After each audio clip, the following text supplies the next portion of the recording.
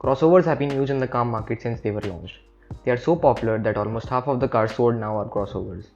But what made them so popular? Well, here I am to explain. But before starting the video, did you know that 94% of you are not subscribed? So please subscribe because it really motivates me to make new videos. So what is the exact definition of a crossover? Well, a crossover is a car with unibody construction and is often characterized by raised up suspension, big body and big wheels. They are also called CUV, which stands for crossover utility vehicle. But in this video, we are going to stick with the name crossover only. And timestamps are given in the video and in the description, so you can skip the video whenever you want. Now we'll be only talking about the Indian car market in this video. It all started when Ford released its Ford EcoSport, which was the first crossover to be launched in India. It was a game changer for Ford, and it being the only car to keep the company alive in India. Then Renault released its Duster, which also had a neck-to-neck competition with the Ford EcoSport. Though the EcoSport was small in size, but it created a new segment called the subcompact SUV segment in India. As other companies saw an increase in the sales of these cars, they also stepped in the game and introduced crossovers from other markets or made them specifically for India. Cars like the Hyundai Creta, which was one of the first premium crossovers to come in India, became popular quickly. Then we had the WRV, Brezza, S-Cross, Tata Nexon and so many other cars. But not all were a hit. Cars like the Fiat Aventura, VW Cross Polo, Toyota Etios Cross and the Renault Captur didn't make it to the top. Then in 2019, we saw Kia and MG step in the market. Both had amazing sales, and remember, both of these companies introduced a crossover as their first car. Even Citroen introduced their first car, the C5 Aircross, which was a crossover. But why only a crossover? What makes them so popular? Well, because they are the perfect car for consumers who are looking for something special. Something inexpensive but not small. Something which has decent off-road capabilities but not a big SUV, and for them a crossover is a perfect car. Now we have such a wide variety of crossovers in India that you can get a crossover starting from just under 7 lakhs or even less than that, like the Renault Kiger or the Nissan Magnite or even the Ford Freestyle, if you consider them as a crossover.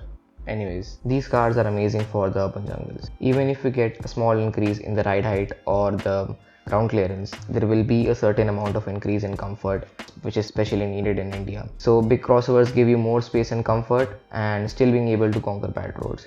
And their unibody chassis give them amazing handling characteristics compared to SUVs, which we'll talk about later. So yeah, you can say that crossovers consist of the most important things everyone wants: comfort, handling, decent off-road capabilities, features and safety. Not all companies. I'm looking at you, Hyundai and Maruti. And the most important thing, fuel efficiency. And they give similar fuel efficiency compared to sedans and hatchbacks because being lighter and compact than regular SUVs, so they ultimately save you more money. Now before that, the sedans dominated the price range between 8 to 15 lakhs. Honda City, VW Vento, Skoda Rapid, Hyundai Verna. Cars like these were cars which were considered as a status symbol for the middle class. But now when you can get a crossover with the same amount or even more comfort than a sedan, go anywhere capabilities and a high seating which makes you feel like a king on the road, why would anyone buy a sedan? But as I know, most of you car guys would be like, but hey, aren't those sedans good in terms of performance and handling? Well, they are, but we have to keep in mind that not everyone in India is looking for performance and not everyone in India is a car enthusiast. Some just want a car which is comfortable over the bad roads of India, and yeah, that's the reason why the crossovers almost killed the sedan segment of India.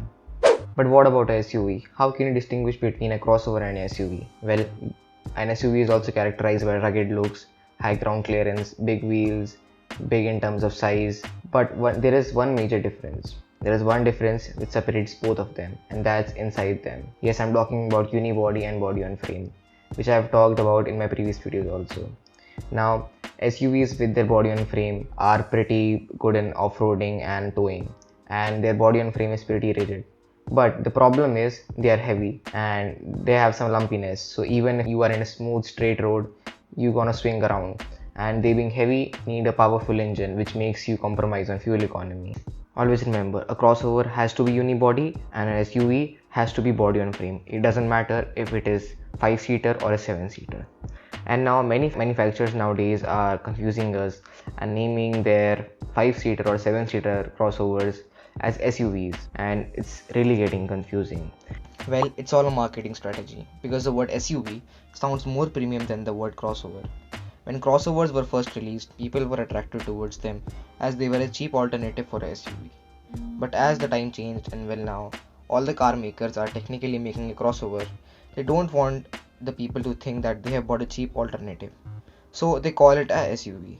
And that's how we get fooled. For example, Hyundai, who call their lineup of 5-door crossovers as SUVs. So here we are to the end of the video. So while the crossover segment gave the customers multiple choices, it did also put an end to some of our favorite cars, especially the sedans.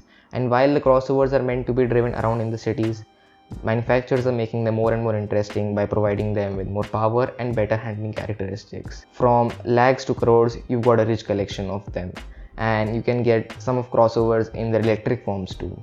Plus, many manufacturers have multiple crossovers in their lineup, like Kia. They have both their Kia Seltos and Sonet, so that all types of customers, depending on their need and budget, can get a crossover.